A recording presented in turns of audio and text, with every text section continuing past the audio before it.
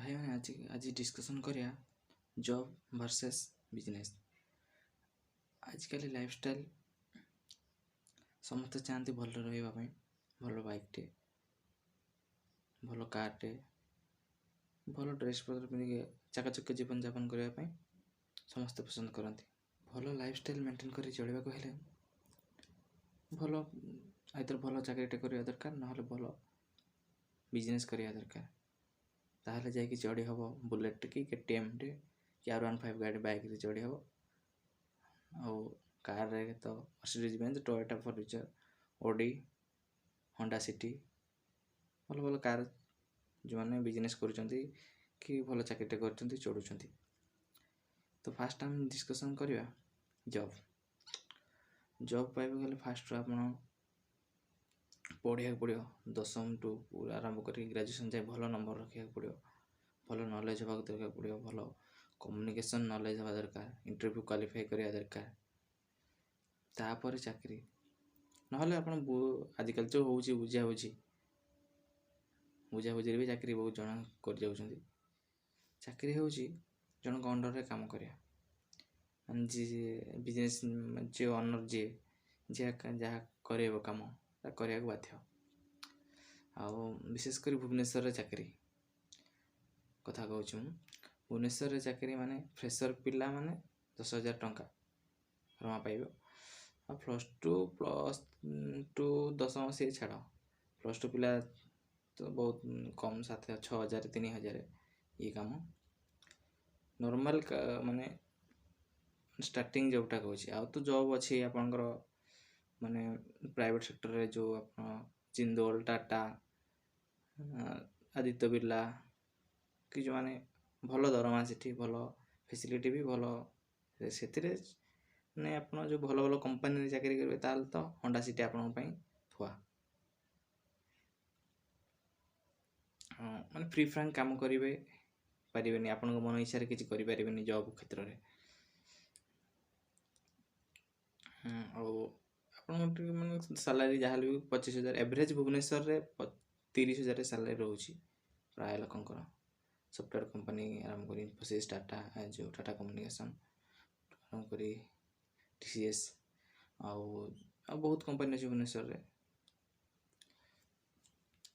आउ government job रहा government job समस्ते चाहती गवर्नमेंट जॉब हो जाऊ गवर्नमेंट जॉब हो जाऊ मो झील गवर्नमेंट जॉब जहाँ कर बाहा हो समस्ते चाहती समस्ते किंतु करपारती जो मैंने बहुत माने भाग्य भी साथ दिए आउ परिश्रम भी कले कि गवर्नमेंट जॉबटा मिले माने हाई क्वालिटी गवर्नमेंट जॉब कथा हो जो मैंने जहाँ हाई रोचे मन बहुत सालारी नॉर्मल जॉबटा रोचे जहाँ आप जानते टीचर तो मात्र 7,000 स्टार्टिंग ओडिशा गवर्नमेंट 6 वर्ष खटेब आप मरवे से किसी काम नहीं किंतु से रही आप जहाँ भी रिटायर्ड टाइम रे पाइबे आप 50,000-60,000 कि 80,000 पाइबे।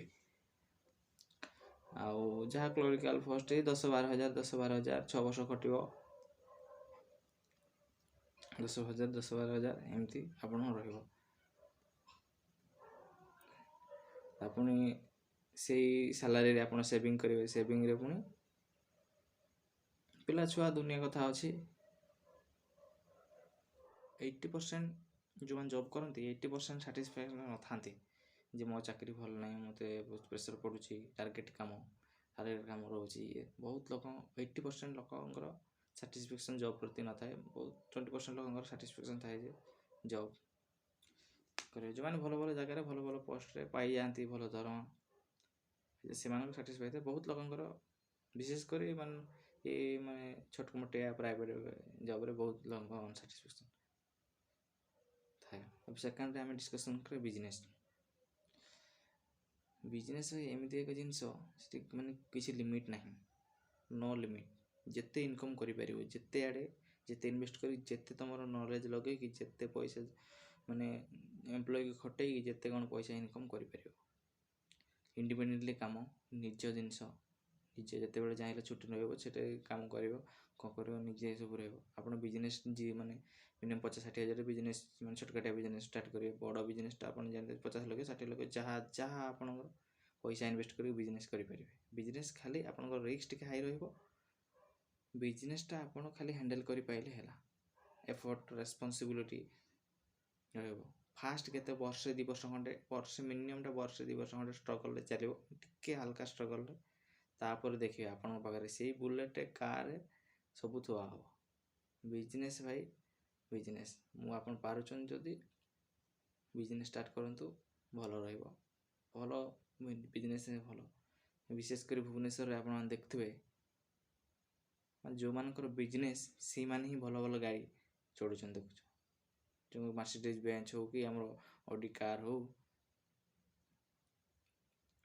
ଭଲ ଯାହାର ବିଜନେସ୍ ଅଛି ସେମାନେ ଭଲସେ ଚଳିପାରୁଛନ୍ତି।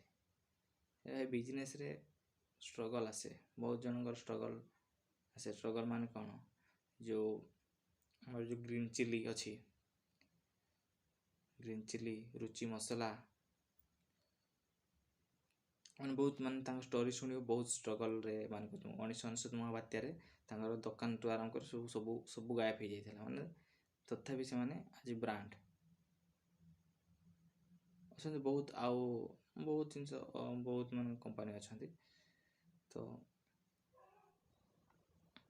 ଏହା ହେଉଛି ଜବ୍ ଆଉ ବିଜନେସ୍ ଭିତରେ ଫରକ। ତ ଆପଣଙ୍କର ପଇସା ଅଛି, ସବୁ ଅଛି, ଆପଣ ରିସ୍କ ନେଇପାରିବେ, ତ ଆପଣ ବିଜନେସ୍ କରିପାରିବେ। ବିଜନେସ୍ କିନ୍ତୁ ବହୁତ ଭଲ। ଆଉ ଆପଣଙ୍କର ପଇସା ପତ୍ର ଫାଇନାନ୍ସିଆଲ୍ ପ୍ରୋବ୍ଲେମ୍ ଅଛି, ଆପଣ ବେଟର୍ ହେବ ଆପଣ ଜବ୍ ହିଁ କରନ୍ତୁ, ଭଲ ରହିବ।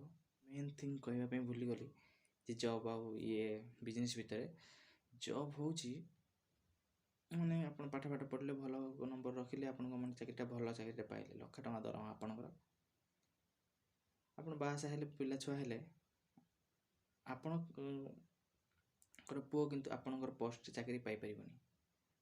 ବଟ୍ ବିଜନେସ୍ରେ ଆପଣ ୱାନ୍ସ ଷ୍ଟାର୍ଟ କରିଦେଲେ, ବିଜନେସ୍ଟା ଷ୍ଟାର୍ଟ ହେଇଗଲା, ଯେତେ ହଉ, ଯେତେ ବଡ଼ ଅର୍ଗାନାଇଜେସନ୍ ହଉ, ପୁଅ କିନ୍ତୁ ଆପଣଙ୍କର ମାଲିକ ହିଁ ରହିବ। ସେଇଟା ଗୋଟେ ଭଲ ବେନିଫିଟ୍। ଯଦି ଆପଣ ବିଜନେସ୍ କରୁଛନ୍ତି ତ ଆପଣଙ୍କ ଛୁଆ ମାଲିକ ହିଁ ହେବ। ଲାଇକ୍ ଟୁ ମେଫେୟାର ଦେଖିବ, ତାଙ୍କର ଫ୍ୟାମିଲିର ସମସ୍ତେ, କିଏ ଡାଇରେକ୍ଟର, କିଏ ମ୍ୟାନେଜିଂ ଡାଇରେକ୍ଟର, କିଏ ସମସ୍ତେ। ଦିଲ୍ଲୀ ଦେଖିବା ପାଇଁ ଏହି ଚ୍ୟାନେଲଟାକୁ ସବସ୍କ୍ରାଇବ୍ କରନ୍ତୁ, ଆଉ ଘଣ୍ଟି ଚିହ୍ନଟାକୁ ଦବାଇ ଦିଅନ୍ତୁ।